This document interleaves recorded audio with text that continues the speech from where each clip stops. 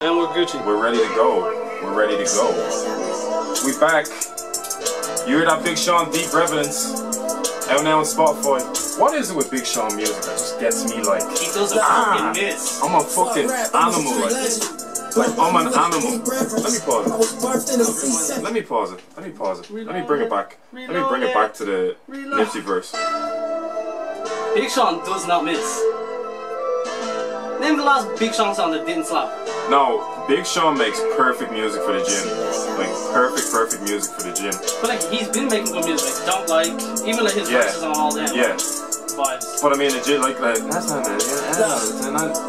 Fuck rap, I'm a street legend. Black love me with a deep reverence. I was birthed in a C-section. I'm gonna miss Nipsey's verses for real. Yeah. I'm gonna miss Nipsey's verses. Like there was something he was able to just evoke from you, just like he brings out the hustling, the getting money, the grinding from the start, and it's like Sean brings out the you can get one more rep, my G. Let's go, push it out, lap it out. Unless you're trying to listen to Big Sean and Jhené Aiko. 2088. If you're in a toxic relationship, you listen to Big Sean and Jhené Aiko. Like if you're like if you break up and you're like I'm gonna take him back, That's still my claim. He's changed. Yo, he's changed. And he spits bars in that as well. Yeah. His verse is fucking sick. That's the girls that listen to Jhené Aiko music. Girls that they believe it's gonna change. I'll spin Jhené Aiko's jaw. Oh yeah. Since never forget. Kel had a tweet. Yeah, he had a tweet that he added Jhené Aiko in. No, we've already had this on the podcast, have we? Where you said you're gonna spin Jhené Aiko's jaw. I don't know, man. I think we've definitely already had that on the podcast. This is the problem recording it gets every 12 months. If we record every 12 months, I kind of forget what we're And listen back, we have essentially did a podcast for every single month since we started. Our catalogue. Like it works out underrated. to be monthly, even though we initially said like... And we haven't released we'd almost do... So yeah, but we have good... Do you know the funny thing is, I was listening back to the other episodes, and like...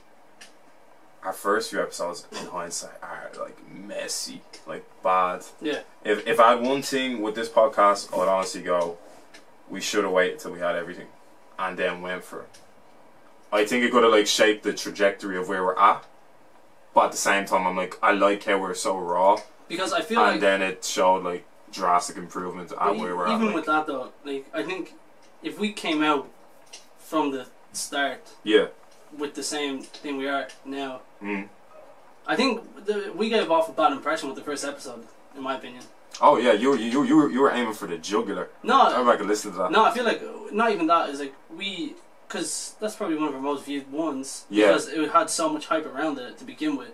Yeah. But it was shite. Like to begin with, the first episode was shit. Yeah. So people even recollection like when they look back at it now, they're like. They only it'd be shy compared to what we're doing now. But it's only first impressions. First impressions are the main thing. Yeah.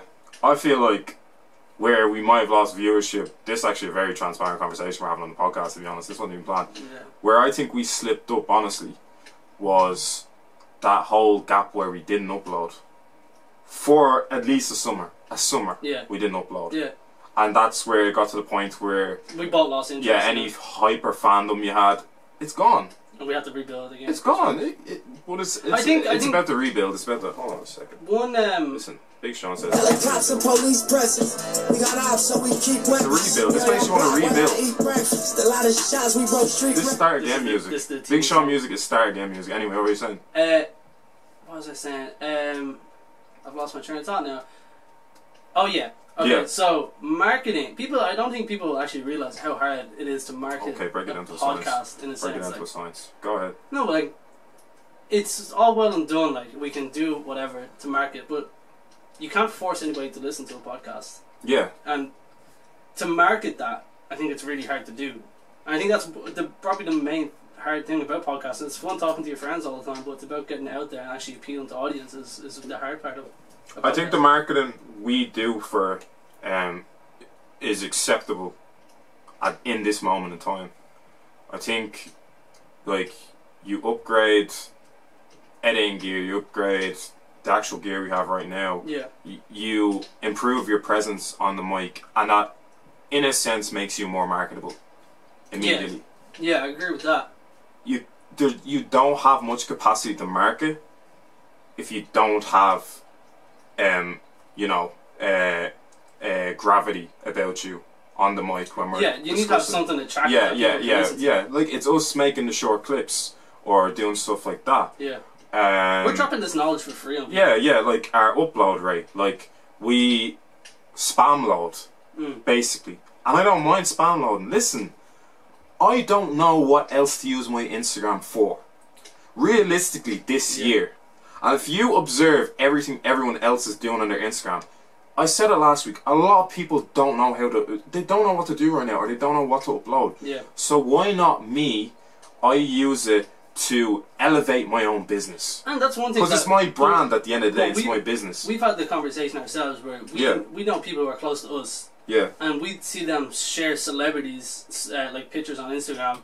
But when it comes to sharing our shit, that's what you're gonna get. I'm not gonna name who it is. I'm not trying to sound like a whiny bitch saying, "Oh, y'all don't share my shit." But I'm saying there's a point where you need to look at like when someone is rather sharing like what LeBron James posted.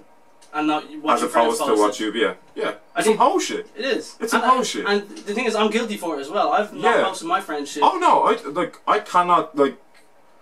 See, I think it's some whole shit if you tag LeBron James, like my guy. He's not gonna reply. LeBron is not replying. LeBron's in the bubble right now. He's not gonna go. Oh shit, David tagged me in the story. I'm sorry to break it to you, like he's getting spammed right now. But listen, like I even had that for an instance with a guy from our first or second or third episodes. I sent him the link. I'm like, can you like? I was straight up like. And I'm not really about that. I have never, ever been about that. Chaining the link and sending it to multiple people. Yeah. Because I feel like if you fuck with it, you're gonna gravitate towards it. But the thing is, I don't need to keep sharing, and I think it's corny the way people have to keep doing it. The thing that the whole sharing, like asking people to share things. Yeah. The shitty thing about it is that it works. That if I go personally message someone and say, hey, can you share this? It works, but I just feel like a bitch doing it. I feel like a little bitch. Asking someone to go share the thing. When me and the Jeep had the Catching the Vibe thing, we had the 1,000+ views in every video we did because we asked people to go share it. Yeah. And that's the thing. I didn't feel comfortable doing it, but it still made views. And it's the thing about you need to put first. It's either your self-pride or your product. I think that's the thing that we're more in, like, we prefer our product being genuine and natural than it being some whole shit. Yeah, I say that to say this. Yeah. I'm basically piggybacking off of what you said. Your pride a lot of the time is what sets you back in a lot of these things. Like it's an ego for something. I'm convinced that anyone can content create or podcast create, but it's their ego that sets them back. Yeah. Or anything they want to do, break into media, do the makeup tutorials, do any rap, sing. I think it's the ego that holds them back. Because they set themselves to such a standard in their head. It's like standard dysmorphia for me. Otherwise, there's body dysmorphia where you see what you look like in the mirror isn't actually like what everyone sees or what you portray yourself as. I think there's a standard dysmorphia with some people. Because I think some people hold themselves to a certain standard or a certain metric, and then they actually content create. And they actually see what they're like and what pull they have, but and how the decorum. Yeah, exactly. Whereas, like, I know people who have these thousands and thousands of followers, and when they have dabbled into doing the whole creative process, it's failed. They've got nothing. Failed, and that kind of just shows you that it doesn't matter. It's not a popularity contest at the end of the day. Whereas a lot of things in this life, they're handed to you because of a popularity contest. But I think this is like content creation is one of the things that if you're not up there and actually have good content, people won't share that shit. And what do you think of people that are like, and I'm going to say it straight up, people that even have 400 followers or whatever, they're more inclined to put out better content than people that have 3,000 followers or 4,000 followers. Yeah. Let me like puff my feathers, okay? Let me be, because I said this to one day, I had to deep it and I had to sit there and be like, do you know what, I'm my own star boy sometimes. We're awfully critical of ourselves in this podcast sometimes. That's the truth. We do say criticize because we look at it from a lens. We have to criticize ourselves. I have to hear what I hear myself, and the decibels boost when I hear my own voice. The reverb boosts. I'm hearing myself. I'm self-critical. And to the ordinary, not ordinary person, I'm not saying it's that we're above anybody, but I'm saying to the average ear, nobody's gonna notice the shit. But because we do it all the time, we actually hear the differences in that shit as well. But I say that to say this: whether you like this podcast or not, how it flows, how we articulate ourselves on it, all of the above. Let me say this: I, a person who isn't anywhere near 1,000 followers. I put out better content than a lot of these guys. Jeez. I put out better content than a lot of these guys. Give yourself flowers. A lot of 2,000 guys, a lot of 3,000 guys. The NoCast stories we did, albeit we only have about 2 out, it's better than what a lot of these guys put out. And I say that to say this: you have to have a belief in yourself that you can do it on your own. And we're gonna lead up to that as the podcast progresses. We had the discussion before this, the pre-production, where whether. Personally, would we rather the cloud tokens or would we rather the money in this sense? Like, as we were discussing when we're going to segue onto the whole dear-fach thing.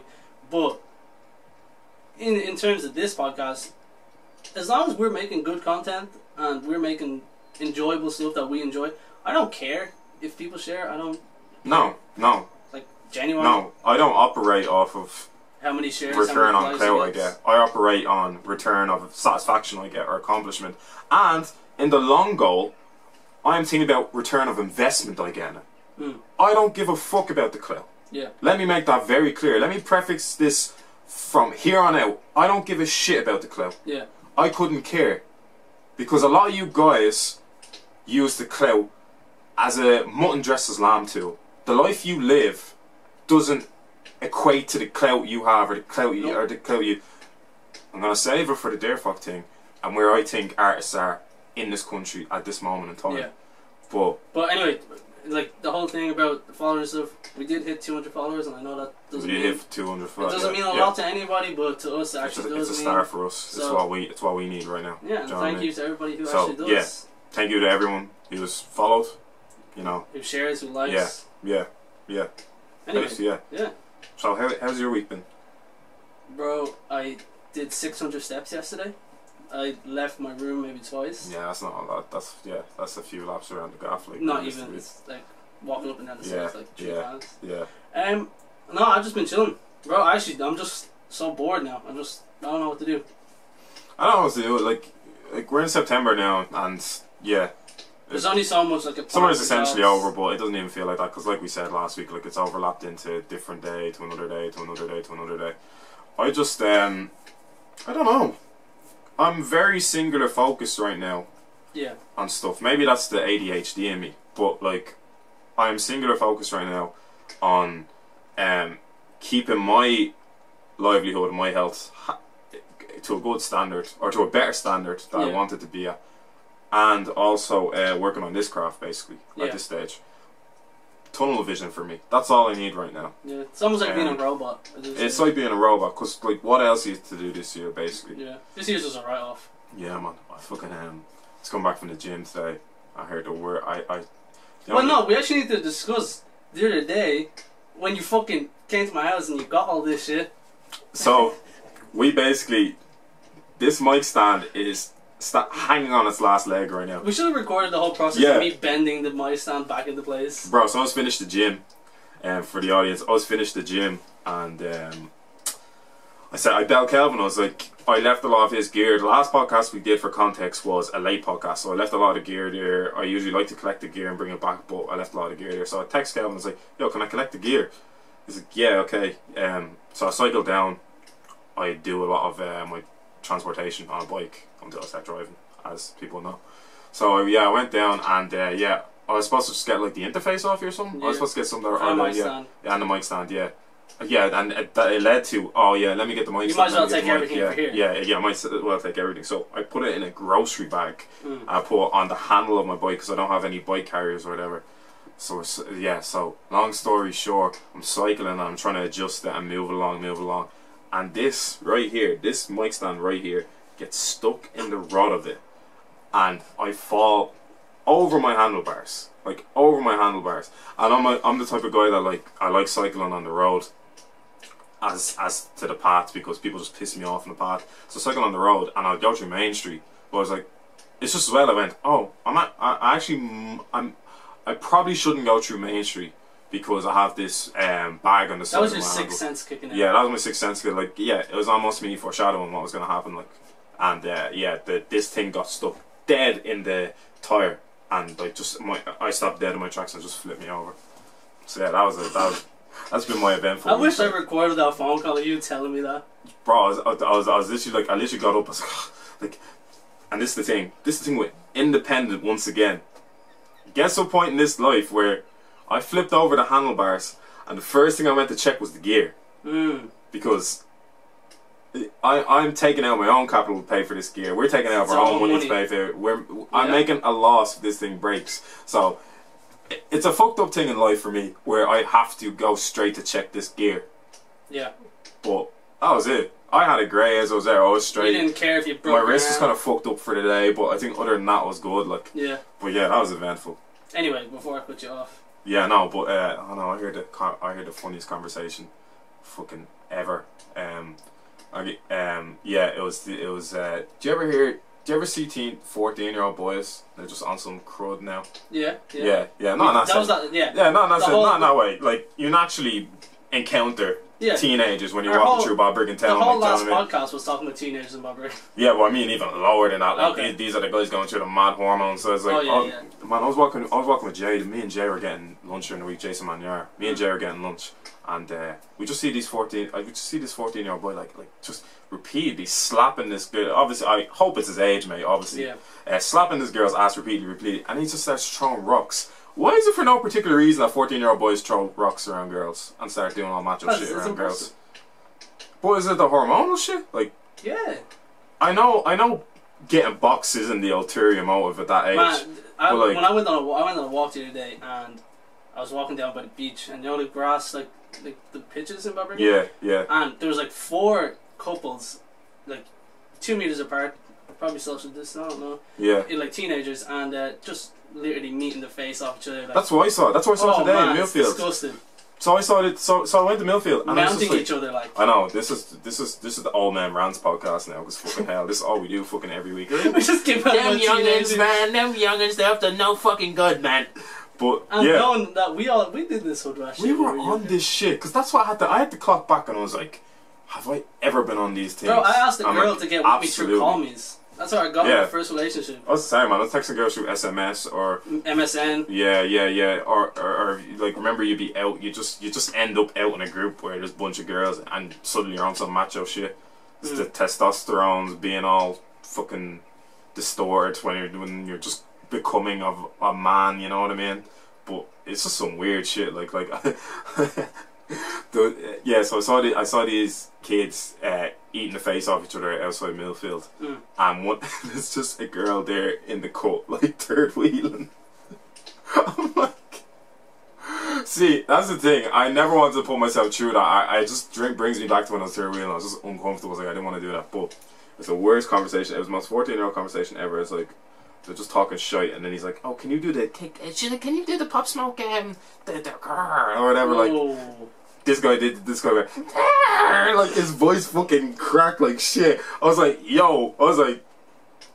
fam. He said, you can't even do Pop Smoke sexy when he does that. Like, and he was like, oh yeah, fucking, deep ass voice. Yeah, of course, yeah, trying to put on the deep voice. Yeah, of course you think Pop Smoke sexy. He's like, you think Mia Khalifa sexy? And I was just like, bro, I just hired my earphones. I think that was one of the most upsetting things as a kid. I never had a deep voice. I don't think I ever will. Yeah, you actually, but I don't know. Your voice is, it's like silky, like you know. Don't yo. I mean, I'm just no. It's not a yo. It's not a yo. It's confusing. We do that an awful lot. We just have to be comfortable with saying shit like that. Your voice is alright. I'm not saying your voice is sexy. Thanks, man. I'm saying it's silky. I have been told that my voice is sensual. Oh, yeah, I've been trying to tell like I have a podcast voice, and my voice kind of sexy. Dude, we're good at this shit. Yeah. Anyway, segue on to something. So what are we gonna start off with, really? I think we should address like the whole dear-fach thing, but it would be good to like start off with the Joe Budden thing first because I think that's important. Okay. So the Joe Budden thing. A lot of people probably don't know who Joe Budden is or care about who Joe Budden is. Joe Budden, to put it in a way that people actually understand it. Joe Budden is the first high-profile podcaster that Spotify signed. So Spotify had this motive where they wanted to take over the podcast and media network, and from Apple Podcasts, who at the time were had a monopoly. Had a monopoly over the podcast. Yeah. So they went in with this with the intention of completely monopolizing the podcast industry, media industry, what you will. So the first thing they went about doing was signing Amy Schumer and Joe Budden. Now, the first fault they have in this is trying to sign Amy Schumer, someone who has acting experience, has stand-up experience, doesn't have any broadcasting or podcast experience. And bear in mind, Joe Budden had 200 episodes under his He's already 200 episodes deep. So that's the first fault. They're implying that Amy Schumer will draw in more numbers, therefore Amy Schumer was higher. They assumed Amy Schumer would be higher gross, and this I think is where they didn't realise at the time, where, as we were just discussing, it's about catalogue and what you have to your name at that point. Even if you're even if you have a lot of following behind you, even if you have these thousands and millions of followers, it doesn't it's not going to equate to you having a listening audience that's going to be having a cult listenership every single week. Like they said that. I'm skipping a bit ahead, but they even said that about the Michelle Obama podcast.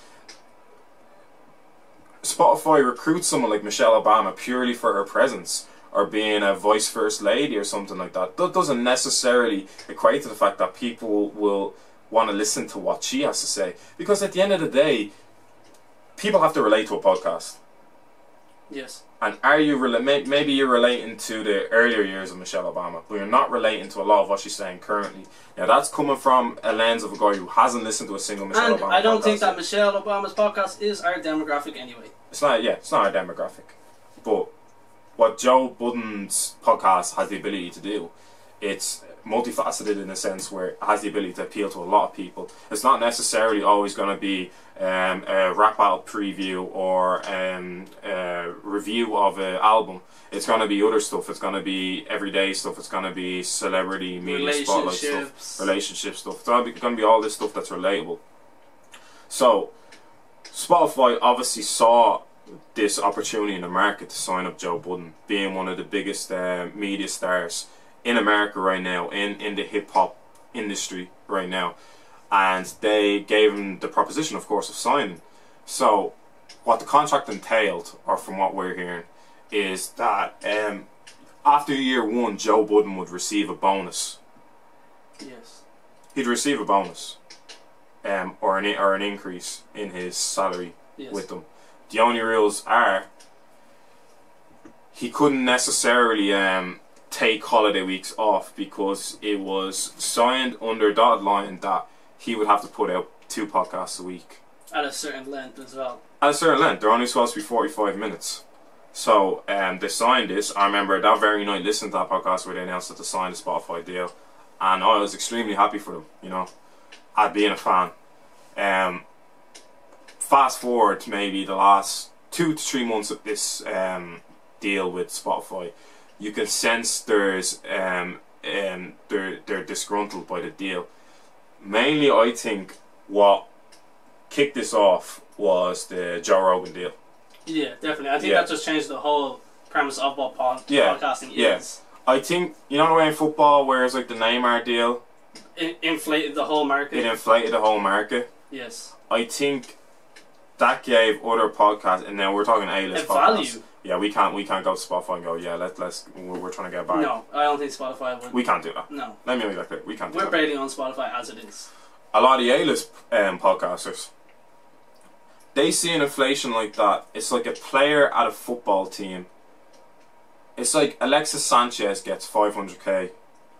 Which would unsettle. Yeah, we're back again. So yeah, Joe naturally, if it's contractually obligated that he has to do the 2 podcasts a week, he has to commit to that. There's a hypocrisy there, because Spotify also have to commit to their end of the deal, and they essentially didn't. After year 1, they tried to tie Joe down to a 360 deal, where they have creative control. Yeah, Joe was getting a lot of the royalties off the podcast. A lot. You know, if there's masters in the podcast industry, he was getting the masters to his podcast and his royalties and a lot of his own profit. By year 1, Spotify are trying to enforce a 360 deal where they have ownership of it. I basically went through all that decisional say of what goes on, the royalties and the profits of it. Joe says no. Of course.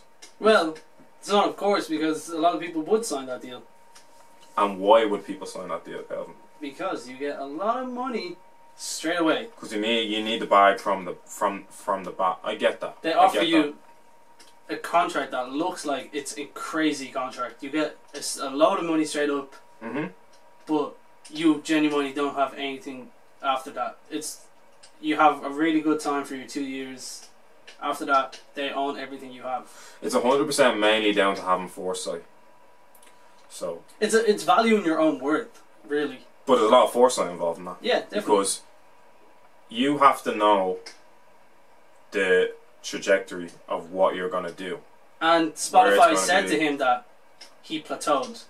That they felt like the podcast in itself plateaued. Yeah. That there wasn't Which more... it didn't. They were rigging the system and rigging the charts. Yes. Because they were taking him off the For You page and whatever. Yeah. Which is, or suggesting other podcasts that are in the same realm, which just weren't. So I didn't get that. I heard people were getting that. I saw from Twitter people were getting that. I was like, oh, if you like Joe Budden, you'll like Call Her Daddy. But even if you... They're just not. It's like apples and oranges. They're not the same thing. Even if you did search up Joe on Spotify towards the end of this contract, Joe Rogan would come up before Joe Budden, even before Joe Rogan had any And he's episodes. only just been exclusive. And he had no Rogan. episodes up. Yeah. So they're fucking up. They're doing all they themselves. can to make him and intentionally lose their numbers. Lose their numbers. But it wasn't working because I mean these guys are getting like 2 mil first day each time, 2 mil listens each episode, like, you know. Across several platforms. Across several platforms. At one stage they were 19th in the Spotify charts, which just realistically there can't be 18 more podcasts that are doing better. 2 mil in a day. Yeah. Like, that just doesn't make sense to me. So yeah, like I think I've said everything I've said. We've reached the stage now where their deal ends on the 23rd of September and they are looking for another platform to... Whether it's Tidal, whether it's Apple, whether it's Vault. Listen, Joe is in demand. Let me make that clear. Joe is very much in demand. And I think in this climate that we're in now, it's important for someone like that to value their own worth and not be controlled by Spotify and actually go out there and test the market. If he feels he can elevate to another level with the podcast, realistically, what stimulus is Spotify offering you? It gives you a safety net. That's all the Spotify offers you. It's obviously a safety net. It's like what's the NFL players who signed the Supermax or whatever? Fucking Mahomes, Patrick Mahomes. I always have like brain farts on the podcast.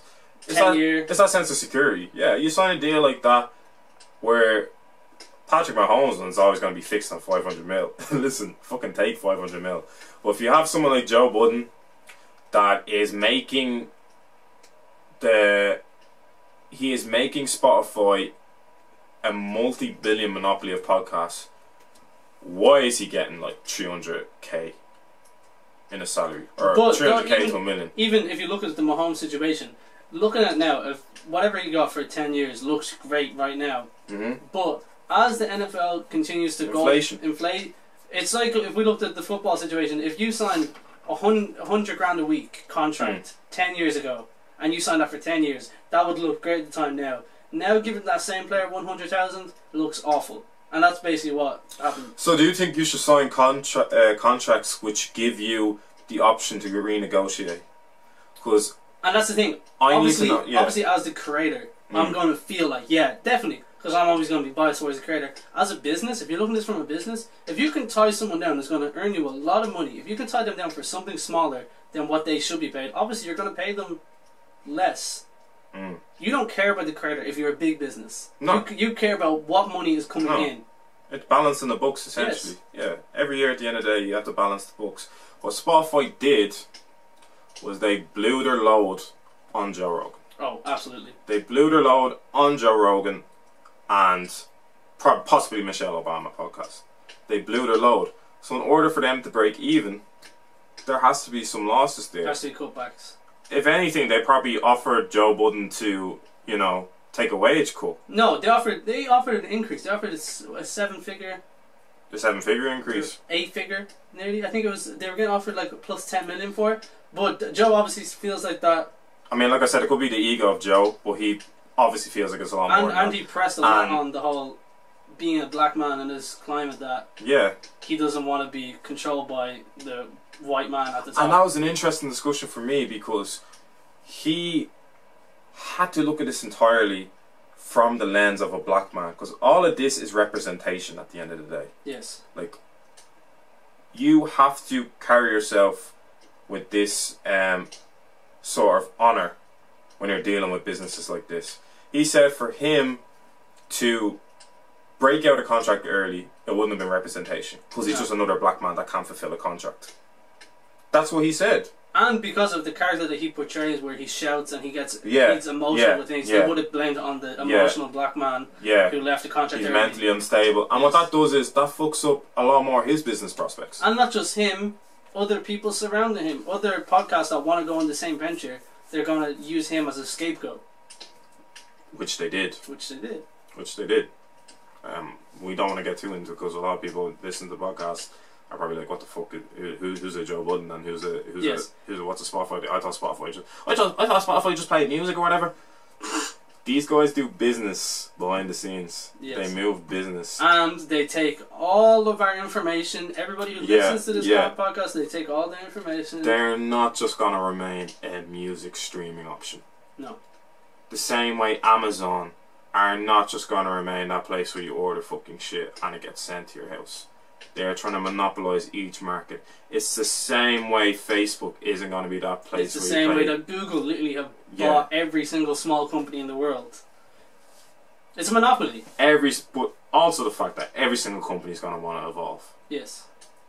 And they want to evolve without there being too much of a loss for them. And quite frankly, they want to evolve in a space where they can be greedy too and reap the profits of it. Of course. They don't want to evolve but have to divide and break the bread where they're actually at a loss for themselves. They want to be in a position where they can reap the investment they made trying to evolve. Yes. So I get that. I get that from a business sense. You understand. I get that from a business sense. But as a moral and humane sense, bro, listen. It's not even a moral or humane sense. This is on a dotted line of a contract somewhere. Multiple drafts of the contract. This is somewhere. Year 1, Joe Budden has to get an increase. Obligated. Not morals, not ethics. Obligated. Joe Budden, for the whole deal, has ownership. Not morals, not ethics. Obligated. I just don't get how you don't fulfill your part of the deal. And that's in a sense where money talks. If you go up against this $1,000,000,000 company, you're never going to win. And it's just the sad reality of it. Yeah. And the only way you can do that is just leave that platform. And that's what he's doing. Yeah. There's no way you're going to battle this big corporation. You're not going to win that. And that's just the way the world is right now. Where... That's bad. You probably do that stuff where he keeps ringing. I'll just have to tell him we're recording. You might have to text him and tell you we're recording. See, you did it again. Just put your phone on silent.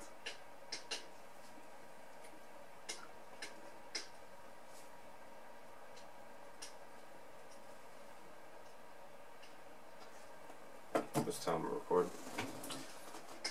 I'm gonna edit that part out. So, overall, do you think Joe signed a bad deal? Because this is the people that are looking at it externally from a single-minded space, that he signed a bad deal. You see people like, Joe Budden this, like, you know, shade room enthusiasts and rival podcasts going, oh, he signed a bad deal, he signed a bad deal. Well, they're looking at it from the person. Yeah, let's look at it objectively too. Not from our Joe Budden boys, because we're both massive fans of Joe Budden. And that's the thing, they're looking at it from, it's Joe Budden. If this was any, and Joe said that on his podcast, if this was any other black man in that situation who was having this done to him, there would be appeals everywhere.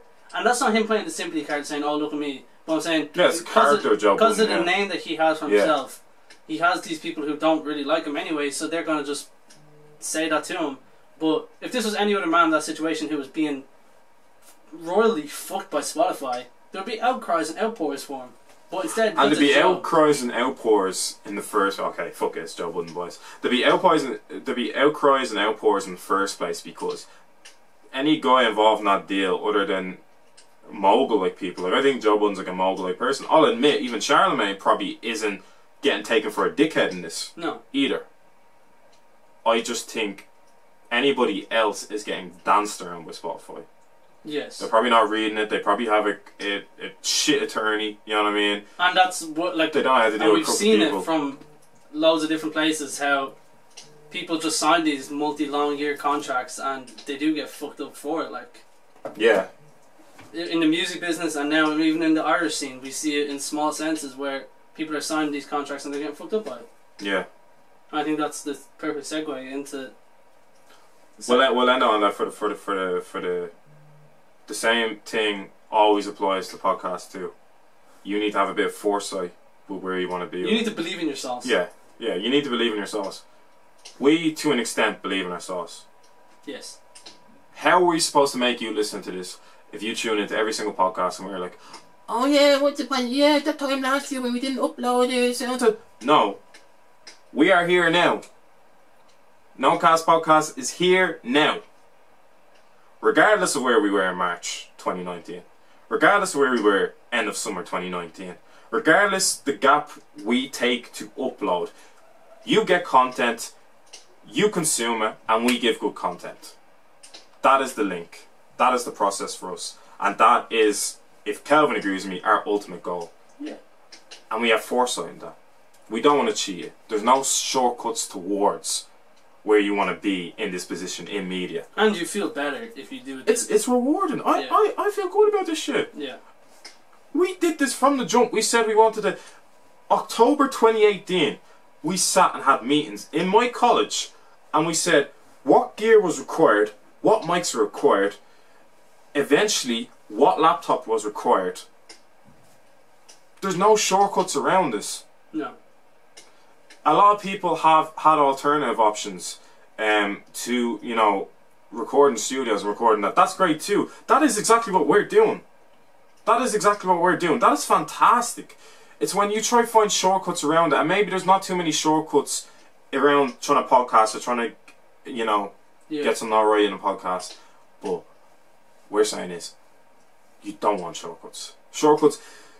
Podcasts are eventually. And that was the main thing about us starting this, that we wanted to have everything on our own. We didn't want anyone else's hands in what we were doing. Yeah. We wanted to do this all from scratch. It doesn't matter. We wanted to do it all in-house. The editing, the whole setup of everything, we want to do it on our own. We're dipping our own cookie jar, boy. We didn't want anyone else's hands in this. Nobody else going there. Nope. We don't want anyone else to be like, hey, we set this up. We started this. We did our own shit, and we're going to continue to do our own shit. Yeah. Until a bag comes. Until Spotify, if you're going to offer us a deal, I'm taking that deal straight away. I'm reading the contract though. Extensively. I'm gonna do it like the way I. And I'm probably not smart enough to see the loopholes of a contract or the loopholes they could impose on me. You know when you download. I'm getting 100 more people to read that contract. You know when you download an app and you just press agree to all the terms and conditions. That's what I'm doing. I don't care. You can sign it. Oh yeah. I don't read the terms. I'm gonna check what the salary is, and then I'm done. Listen, Spotify, if you want to convince me into a contract, just put it in size 10 font. Yeah, I'm reading that shit. I'm not size 10 font. I'll probably get my mom to 0. No, what's the high spacing? Yeah, no, 0.5 would be the low spacing. New Times Roman. Yeah, New Times Roman. Not reading small spacing, size 10 font. I'm not reading 0.5 spacing. Spotify, I'm all yours. You can have me for the rest of your life. I'm not trying to read that I'll be contract. making podcasts when I'm 60. You can tie me down to a Britney Spears contract for all I know, and you could put it in size 10 font. And I'm not trying to read it. I'm not trying to hear it. I'm not trying to read it. It's getting signed. You can just dear-fach us. That was a good segue. They got dear-fucked. Oh. They got dear-fucked. Hard. Dear-fuck. That's actually a good name for it. Dear-fucked. Yeah, are we going to discuss the whole dear-fuck thing? Well, where do I start? I mean, people have been known dear-fuck rip people off. Yeah. The Irish scene is a different beast for me because I think what a lot of you guys are doing is professional fraud. I think you guys have found a market to tap into that's professional fraud. A lot of you guys don't even have a love for music. Nope. For you as a label, not to have any insight in music or love of music and just completely off your own idea make a record label, it tells me that you are in it for the bag. You are not in it for the progression of an artist. You are in it for the bag. And that's okay to be in it for the bag. Like we said with Spotify. These guys are just baby Spotifys. Yeah. Yeah, you've overheads you need to pay, you've profits you want to make. Of course, you want a bag. The whole concept of making a label or making a company and trying to monopolize or whatever, or trying to elevate it to another level, and you sign artists, you sign podcasters, and you sign artists, you have to divide it correctly. Every maneuver you have to make from then has to be done correct. And I think this is the whole system that they have set up. Yeah, is kind of just apparent that how the way that this whole creative movement in Ireland is going, at this sense where a lot of people would rather have their 100,000 views on a video than rather have money in their bank account. Dog, it's regressed. It's regressed. Because before, our scene has regressed. And before, everybody, as what we're doing, everything was in-house. It was people recording in their bedrooms. It was people recording like songs, mixtapes, and just posting them on YouTube. But now it has to have this high quality production behind it. It needs to have 10 people behind it. It needs to have this whole sharing thing. It needs to have previews. It has to have everything. You need to have a whole team behind you. And that's just the way it's gone now. And it's hard to do that by yourself. We struggle to do it by ourselves. If we had a fucking marketing team behind us, we'd be fine. All we have to do was just do this and we'd get our 100,000 views. No shortcuts, dog. I know, but I'm saying this is what... No, I'm saying that's our mantra. Yeah. No shortcuts. Yeah. No shortcuts. And it's just showing... It's apparent now what's happening. It's sad to see. It's sad to see people who, like, you know, are genuinely good musicians and people who have they have a good future. Yeah, I'll let you finish. Yeah. These guys who are making music for them are very good artists, and they have a fucking ceiling up there, and they're being kept down by people who are part of the Irish scene. And these are the same people that we will have a conversation about, saying the Irish scene isn't doing enough. The Irish scene has so much potential, but we're not doing shit because we are being held down by our own people. As simple as that. How are we supposed to progress if we're being held down like that? Yes, sir. Your point. Key word you said there. Good artist. Good artist. What I associate with good artist is someone that can spit 16 well, has great vocals. You should. The world is in your hands as a good artist. Let me refrain from that. A good artist is not enough in this industry. If you think you can become a household artist or an international artist by being a good artist, your head is in the fucking clouds. Your head is so far up in the fucking clouds you can't even see these guys rob you from under. These guys are pocket watching every single fucking thing you do. Every single thing you do, every single move you make, every single stream you make, they're putting you in contracts where they're obligated to get all the royalties to your streams. Every single cent of that 10,000 stream you did on Spotify, every single cent they're acquired to and entitled to, and you aren't even fucking reading the contract. In fact, there's not even a contract there. Your vocal agreements. This has to be done on a vocal principle agreement. This has, because, dear-fach guys, I've seen how yous have moved. And you know, I've seen, I can't snitch because my sister's trying to be an artist too. Well, I'm not even trying to snitch. Like, I've seen how yous have moved. You tap these youngers up on Snapchat, or you tap them up on Instagram, or you tap them up. That's right. That's right. Like, you as a grown fucking man, okay, you're like, is part of this. And you're texting, you see potential in a 14-year-old or 15-year-old kid, and you're throwing numbers at them, and you're throwing clout at them, they're gonna fucking take it. Then it's fucking manipulating little kids, basically. I had I don't even think it's a big deal, but yeah, I had a proposition during the week that you know about that I received. Yeah. That I don't know if there's gonna be an announcement. You know, podcast transfer announcement. You know what I mean? But I had a guy make a proposition to me, and what impressed me was they had the decency and consideration to ring me, and we break bread over the phone about what's gonna happen. Do you know what I mean? Yes. Yeah. Like, I'm just reading I'm reading the bio for dear-fach, and it's just. Oh, you're reading the bio, yeah, because I just want to make sure you're keeping up with me. I'm reading the bio for that, and it's just actually annoying me just seeing what they're saying. I'll get back to that after. Yeah.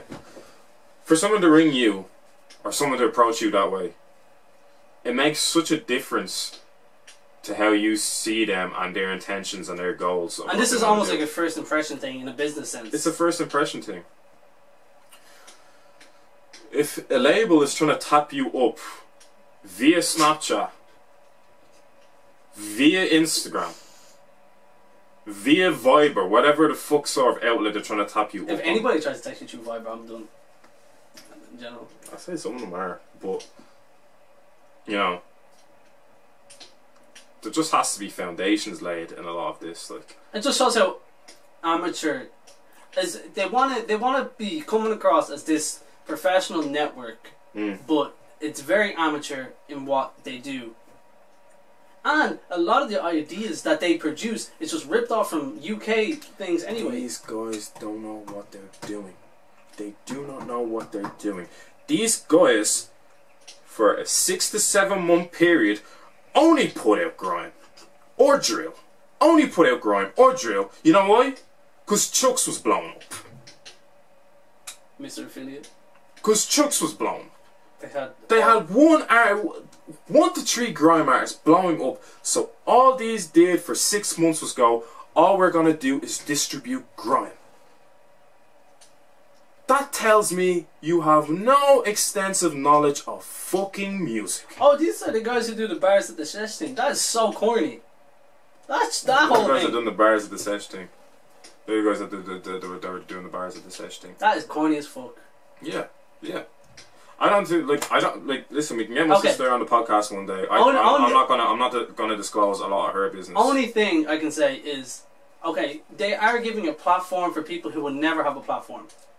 Only thing I can say, but for you to take advantage of people by offering this platform, it's a ratty thing to do. A lot of the time they don't even give them a platform. A lot of the time that's a dream they've sold to them, that will get you on a platform and get you streams. True. And will give promotion and will manage it well and you get studio time. That's what they give in exchange for you to become a slave for the label. As soon as you sign the dotted line, you're not realistically. You sign the dotted line, yeah. You sign the dotted line to get studio time, and they only have one studio, because these dear-fach guys only had a single studio, and your slot is with Chucks. It's contractually obligated that you, or your slot was there, and Chucks goes, "No, get me in the studio now." Or any artists they have overseas that they're like, oh, the grime, because they're wanking off this fucking grime shit. Beating a dead horse.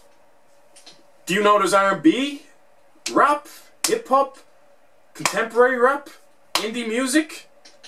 I can keep naming the genres. You have other genres, so realistically, you want to broaden out your genres rather than focus on grime. But I say that to say this. Do you really think, if their proposition for you is, we'll give you studio time whenever you want, do you really think when Chucks goes to them one day, this isn't even a send for Chucks because I don't know any other artists on their roster that were like that big since Chucks. If Chucks comes to the studio and says, yeah, give me that slot, I need in now, get me in the studio now, do you think you're getting that slot that they promised you? No. It's getting, without hesitation. They're cutting you off. They're not giving you an without answer. hesitation. Yeah, no, Chucks, we'll get you in the stew, man. We'll get you in the stew. We'll do whatever. We'll just have to fob him off for the next time. You're hurting yourself by doing that. From the second you want to know something, I saw when they changed the page back to affiliate music or whatever. Well, they're Euro Boys Entertainment now. It's done now. It's done. It's finished. Our aim is to produce the best urban content spanning shows, interviews, news, music videos, and many other top. Do they have any news? Have they ever released like a news show? No. A lot of you guys, on the weekend when it broke. For context, what happened there?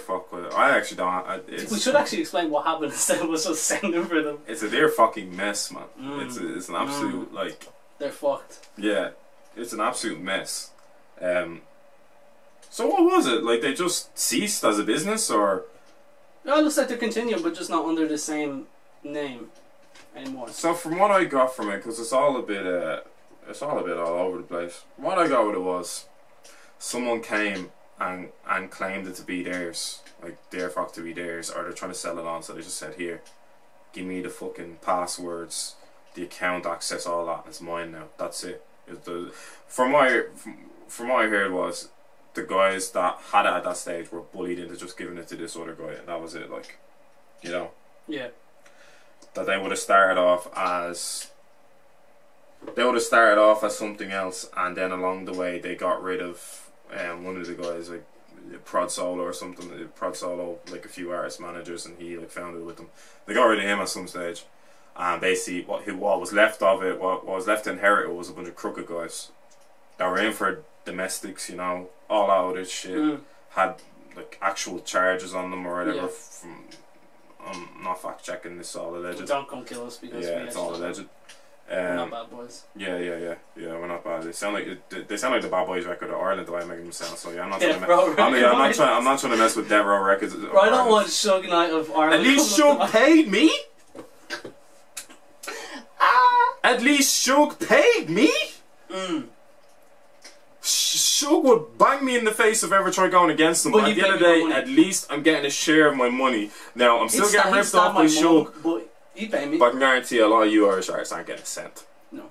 And if you are, you're getting pennies compared to what you are owed. No. A lot of you Irish artists are not getting a cent.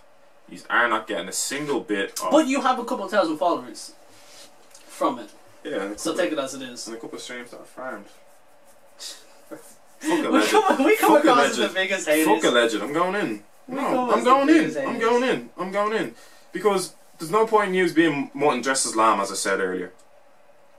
Because the amount of streams you get doesn't equate to the lifestyle you have. If you're getting 200k streams, why are you in turmoil with dear-fach? You should be getting the fuck out of here. I think there's only so many times we can use that. No, actually, that was unintentional. I said the-fuck. I didn't say dead. I didn't say get dear-fach out of here. I said get the fuck out of here. We're just rinsing that. I think we just came up. I think we're the first people to use that. I think we're the first people to actually discuss these fucking frauds. Yeah. I congratulate you guys, because what you have done has discovered professional fraud, where you can just mask what you're doing and make people support you as a label with artists' best interests at heart. I can fucking look at yourselves for a minute. It's like Stockholm syndrome, whereas like the artists on the label are genuinely happy because they're getting these followers and they're getting these false promises given to them. So they're having it enough that they're in the system that they actually start to like what they're in, because where else is there to go in Ireland? They are it's like a monopoly again. They have a monopoly over this. Where else are you supposed to go in Ireland? There's a lot of monopolies in Ireland, man. There's only 3 producers in this country. Probably. Yeah. No, there's only one label in this country. Yeah. There's only 3 producers in this country. And they control everything. That's it. NoCast Entertainment coming soon. We're going to start on that. We're going to take all your money too. I've said to my sister, and like she's a separate person with separate opinions as an artist. I'm not going to bring her too much into this, because one day she'll be on the podcast to say her piece. But all I'm saying is, I suggested to be her manager. I did. Had I've had the time with college, balancing the podcast, balancing other stuff, I said I would have loved to be your manager, because I think I could do a lot more than a lot of what these guys are doing. And that's not me. I'm just generalising managers. I'm not saying it for a manager. I'm just generalising managers. A lot of these guys don't have a fucking clue what they're doing. Well out of depth. Well out of depth. And that's putting it nicely. Well out of fucking depth. Yes. They don't know what to do. As soon as they take up an artist, they're like, well, what now? Who do I send the stem? Which producer do I send the stems to? Oh, Simba. Oh, Simba's not free. Oh, fuck, what's my plan B? There's other producers other than Simba. And we'll cover producers. But it's the other whole, than Simba. But it's the whole thing in Ireland where... And Simba's a great producer. And that's the thing. If you produce Simba's one great fantastic. thing... But it's the whole thing about the Irish thing, where if someone creates one good thing, the only thing is that people try and copycat and they try and get off the same thing. Oh, they try ride the coattails, man. Right to the end of the fucking... With the flow. Right to the end of the horizon, they ride the coattails. Everything. So they come up with one idea, one good conceptualized idea. Everybody tries rolling with it. And it gets ripped off and it gets alterated into something else. And people are just stealing off the same thing. Once upon a time, one person came up with the idea of farming streams. Now every artist wants to farm streams. And the thing is, we're obviously heavily influenced by UK culture and US culture. No, but I want to be influenced by Irish culture. Every part of me wants to be influenced by Irish culture. I want to be ingrained in my culture. But my culture fucking stinks. It stinks. Well, where can we change that? Now, I'm not saying us as two people. I'm saying as a whole country. What can we do different? Where we can change that goes back to foresight for me. No, not even foresight. Let me and as I said, we have good artists. Yeah, because I discussed this with Dylan over the weekend. Yeah. It starts off with this. Get yourself Fruity Loops. Or get yourself GarageBand. Or whatever production software is out this. Learn how to make a fucking beat. Whatever, synth, anything. Beat in-house. Beat in-house. Do that. Figure out how to use Premiere Pro. No shortcuts. Premiere Pro, iMovie, anything. To make reels of your music video. Well, like if we take this from what we've done, all we have done is watch YouTube videos. We have not reached out to anybody to tell us how to do anything or what to do. We bought all of our shit because we looked it up. We edit because we look up YouTube videos and we find out how to do this all from scratch. And I'm saying, and again, is what we were discussing the whole podcast. It's like we do in-house, and I think maybe that's the only way forward in Irish music is. If these guys don't feel like that, the only way they can ever progress in this country is by going to these labels. Realistically, what avenues are these labels opening for you? You might get a gig in the green room, or you might get a shout out on their page.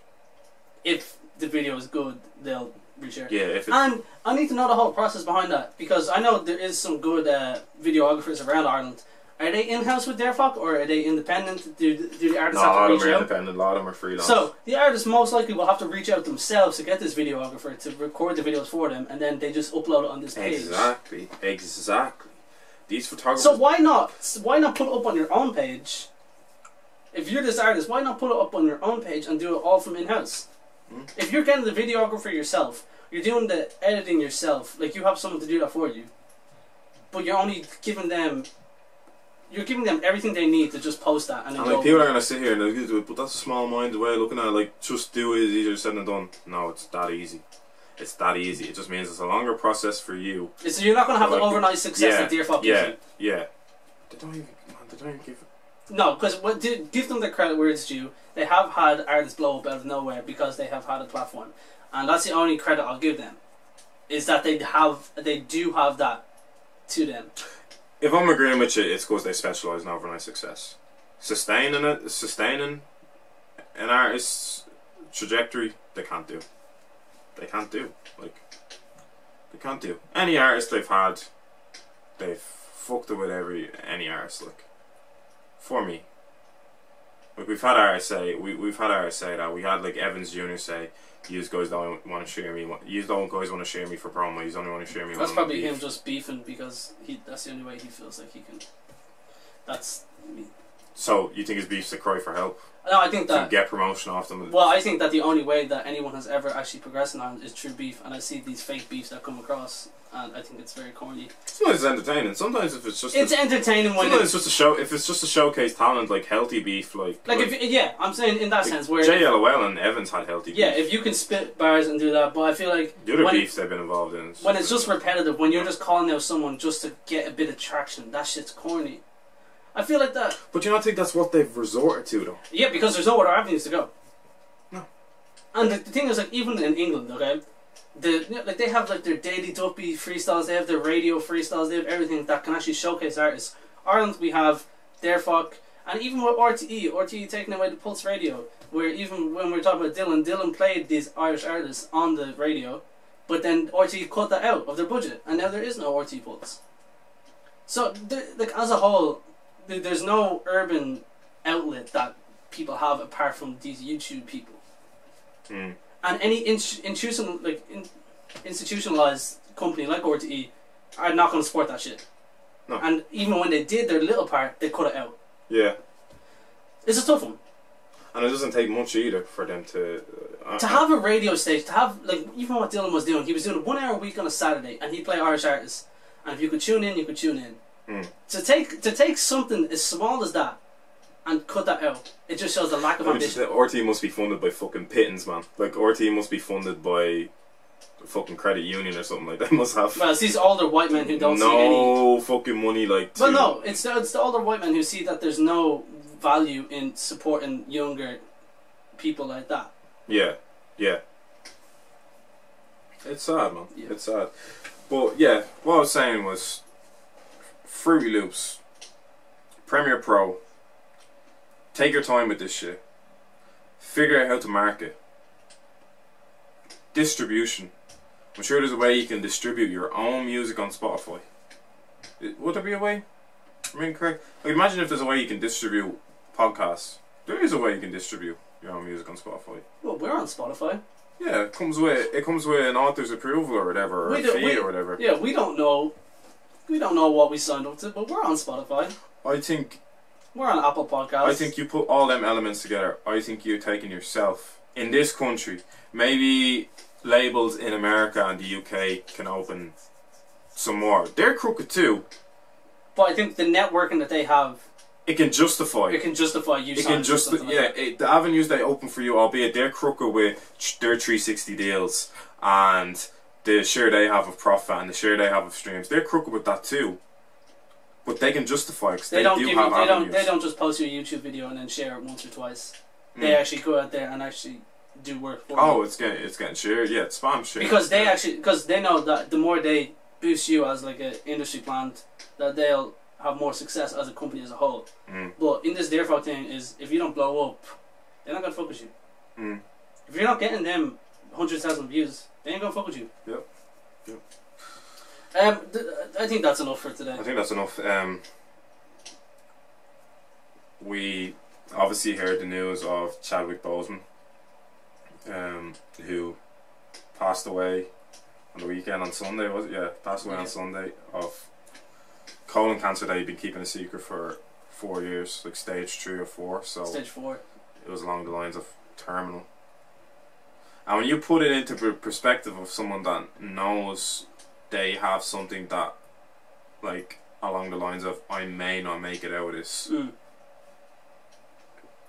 It's like, in your head, what do you go to first? Even more so, not even trying to have more of a conversation, so yeah, cut out what I said. What do you go to first if you got told you have 4 years to live? No. Yeah. I'm going to say as more of homage to Chadwick Boseman. Yes. Because... instead of questioning what we're doing at ends, because no, I don't want to get that morbid, no one knows what to do. Chadwick Boseman was diagnosed with this the same time he found out he had the role for Black Panther. Made 10 movies in the space of 4 years. I think he knew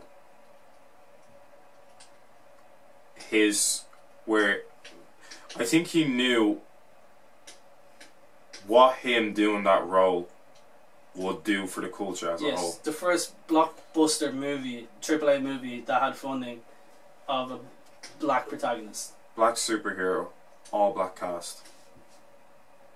And it did change. It changed a lot of things. And for that, it cements his legacy in all time. So... it cements his legacy for all time. And all the other films he did, the Jackie Robinson film, all the other films he's done that have become cult classics in black pop culture. Yeah. That is, like, incredible, and it's the epitome of heroism for me. Because you are an absolute hero for the sacrifice you've made as a person. Because let's make this clear. You would want to spend time with your family in his situation. But he has also set up his family for generations to come. He set up his family for life too. And it's a very selfless thing to do. It's a selfless thing to do. You know, you do multiple movies, but all that time on set, all that time touring, all that time promoting it. He's made so much sacrifice towards elevating what movies has been into a certain height. Like Black Panther is forever ingratiated in the culture for being the first kind of groundbreaking superhero movie. Yeah. It's just different to the rest. It is. I watched it the other night. It's just different to the rest. It's just different to, you know, Captain America. And obviously, I won't have the same like connection and the because he's not Marvel. And because I'm white as well. Yeah. So I will never understand what it's like seeing, because I'm so used to my whole life. No, but I think you can see it. Oh no, I can see it but I don't think I'll have the same connection as someone who has never seen a black superhero in their whole life. I've always seen white. I think what you can take from it is he broke down so many limitations. He broke down the limitations as a black man. He broke down the limitations as a terminally ill man, and he broke down the limitations of how Americans will consume this movie. Because you're making a risk of how Americans digest this movie for me.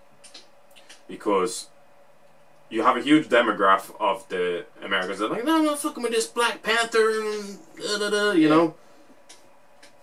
It broke box office records, man. Yeah. Records for time that will be immortalized there. Them records will always stand. His role as T'Challa will always stand. And we're gonna wrap it up to say, I think honestly, for me, it felt like he was like a martyr towards creativity. And he did become a martyr because he knew what he was going through, and he knew that he didn't have a lot left, and the movies that he did in that time. He knew there'd probably be nothing left, like almost nothing left in him by the time he was done. And you could see that in the last couple of months where he was skin and bones, and it was sad to see. I have another level of admiration for Chadwick Boseman. Rest in peace. Rest in peace. Rest in fucking paradise, man. Honestly. Yeah. That's episode 18. 18? Yeah, we're on 18. Yeah. Whoa, okay. Peace out. Let's not even end it sad. It's more of an admiration towards what he did. Yeah. Not looking down and being sad about it. I think it's true hero. Yeah. True hero. Catch us on IGTV, stream on Spotify, YouTube. Please start checking out the YouTube because we do upload on the YouTube what everything else on IGTV. Twitter, Instagram, everything. Love you guys. Just keep fighting the good fight towards creativity in this country, supporting Irish-based businesses, just be creative. Irish-based creatives, and don't take shortcuts if you want to start doing it in your own avenue. I hope this was a clinic on not taking shortcuts on it. Massive class. Yeah, that's it. Woo! That's some podding. That was some good podding. That's some hard podding.